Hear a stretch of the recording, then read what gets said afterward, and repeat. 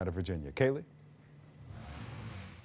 Victor Christie, as Virginia's Democratic leaders and lawmakers continue to call for Lieutenant Governor Justin Fairfax's resignation, he is pleading for due process. In a statement he released late Saturday night, he calls for an investigation here. He asked for the first time for the FBI to be involved, and again, he emphatically denies the allegations against him. In this statement, we heard a man trying to give context to two sexual encounters, which he doesn't deny happened, but which he says were consensual. A clear disagreement between a man and two different women about the nature of their sexual interactions. And while the spotlight has been so bright on Justin Fairfax in the past couple of days, the calls for Virginia's Governor Ralph Northam to resign have really quieted a bit. We now have a poll from the Washington Post that was conducted from Wednesday of this past week until Friday. So before Fairfax's second accuser came forward. And in this poll, we learned that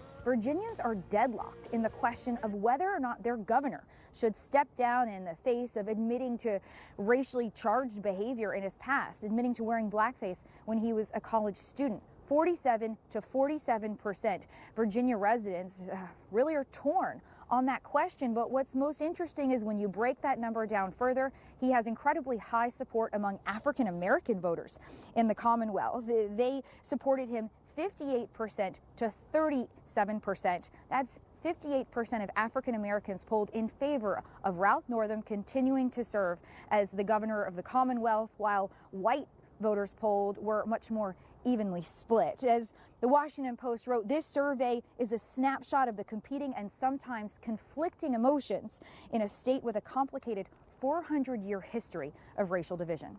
Victor and Christie. All right, thank you so much, Kaylee. Now,